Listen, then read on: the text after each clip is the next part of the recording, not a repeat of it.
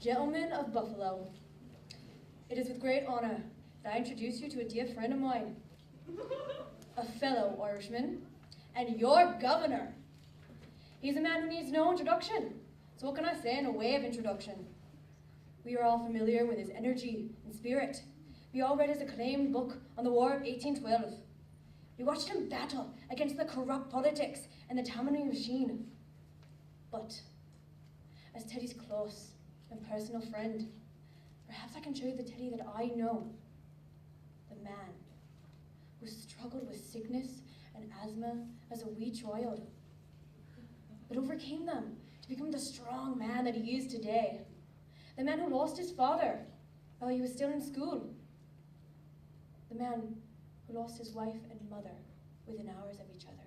God rest their soul. The man who ousted the damned Jake Hess for the assembly position of New York, with my help, of course. And after serving so faithfully as mayor of this city, it is my delight to reintroduce him to you as the governor. Gentlemen, Theodore Roosevelt.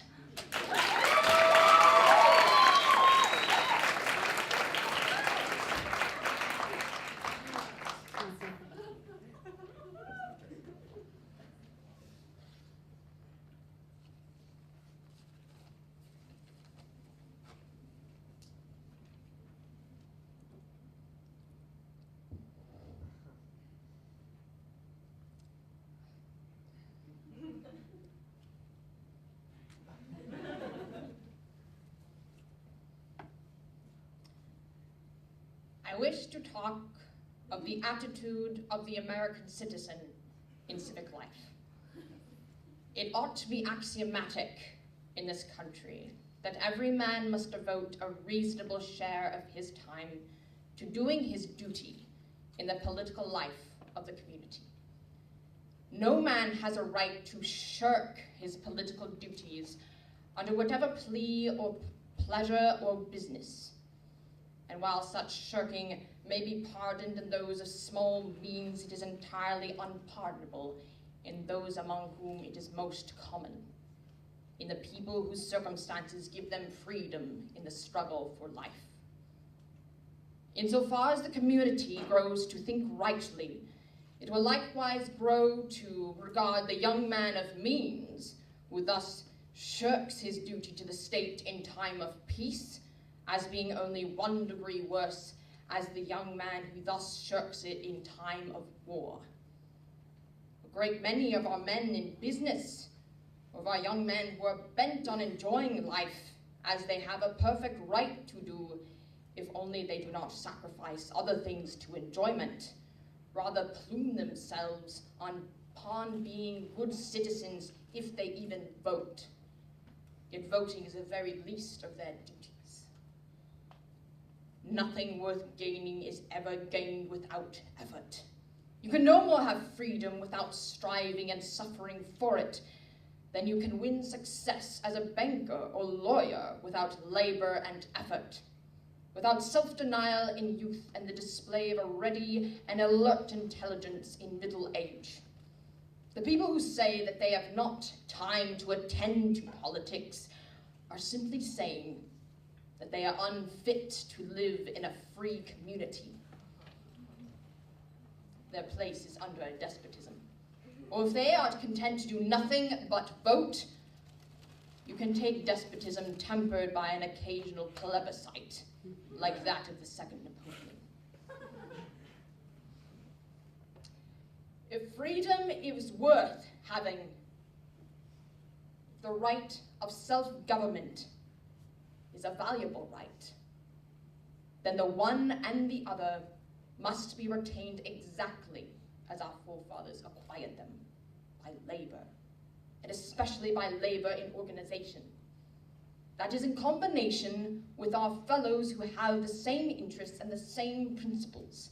We should not accept the excuse of the businessman who attributed his failure to the fact that his social duties were so pleasant and engrossing that he had no time left for work in his office. Nor would we pay much heed to his further statement that he did not like business anyhow, because he thought the morals of the business community by no means what they should be, and saw that the great successes were most often won by men of the J. Gould stamp. It is just the same way with politics. The first duty of an American citizen, then, is that he shall work in politics. His second duty is that he shall do that work in a practical manner. And his third is that it shall be done in accord with the highest principles of honor and justice. Of course, it is not possible to rigidly define just the way in which the work shall be made practical. Each man's individual temper and convictions must be taken into account. To a certain extent, his work must be done in accordance with his individual beliefs and theories of right and wrong. To a yet greater extent, it must be done in combination with others, he yielding or modifying certain of his own theories and beliefs so as to enable him to stand on a common ground with his fellows, who've likewise yielded or modified certain of their theories and beliefs. There's no need of dogmatizing about independence on the one hand or party allegiance on the other. There are occasions when it may be the highest duty of any man to act outside of parties and against the one with which he has himself been hitherto identified. And there may be many more occasions when his highest duty is to sacrifice some of his own cherished opinions for the sake of the success of the party which he on the whole believes to be right. He has got to preserve his independence on the one hand and on the other unless he wishes to be wholly ineffective crank. He has got to have some sense of party allegiance and party responsibility. And he has got to realize that in any given exigency, it may be a matter of duty to sacrifice one quality, or it may be a matter of duty to sacrifice the other.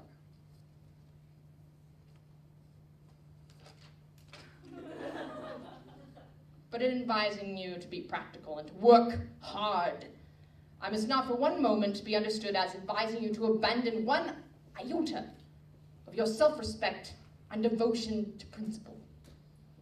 I speak of the ordinary citizen who wants to do his duty as a member of the Commonwealth in civic life. And for this man, I feel that the one quality which he ought always hold most essential is that of disinterestedness.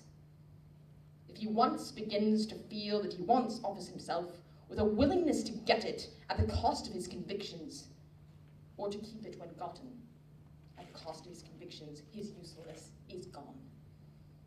Let him make up his mind to do his duty in politics without regard to holding office at all.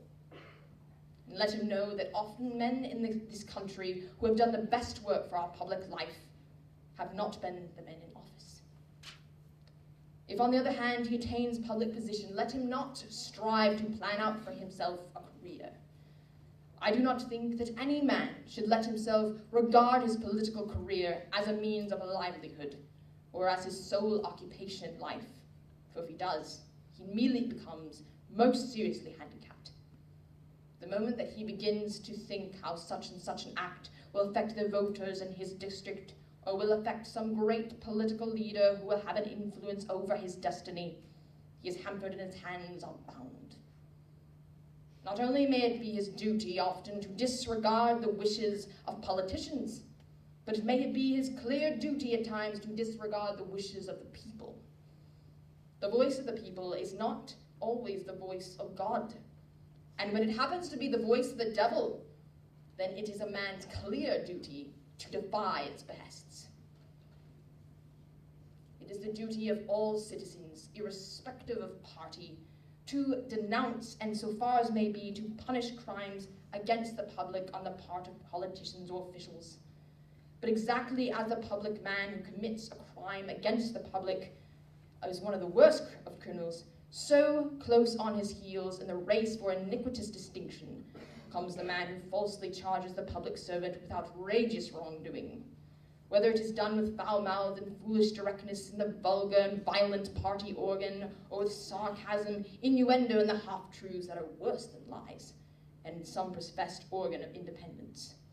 Not only should criticism be honest, but it should be intelligent in order to be effective. Finally, the man who wishes to do his duty as a citizen in our country must be imbued through and through with the spirit of Americanism. And I'm not saying this as some matter of spread eagle rhetoric. I'm saying it quite soberly as a piece of matter-of-fact, common sense advice derived from my own experience of others. Of course, the question of Americanism has several sides. If a man is an educated man, he must show his Americanism by not getting misled into following out and trying to apply all the theories of political thinkers of other countries, such as Germany, France, to our own entirely different conditions. He must not get a fad, for instance, about responsible government. And above all things, he must not, merely because he is intelligent or a college professor well-read in political literature, try to discuss our institutions when he hasn't had no practical knowledge of how they are worked.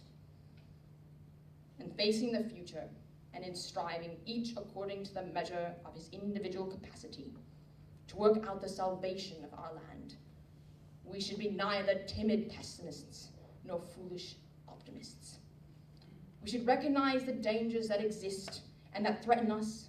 We should neither overestimate them nor shrink from them, but steadily fronting them should set to work to overcome and beat them. Grave perils are yet to be encountered in the stormy course of the Republic. Perils from political corruption, perils from individual laziness, indolence, and timidity, perils springing from the greed of the unscrupulous rich, and from the anarchic violence of the thriftless and turbulent poor. There's every reason why we should recognize them. There's no reason why we should fear them or doubt our capacity to overcome them. If only each will, according to the measure of his ability, do his full duty and endeavor so to live as to deserve the high praise of being called a good American citizen.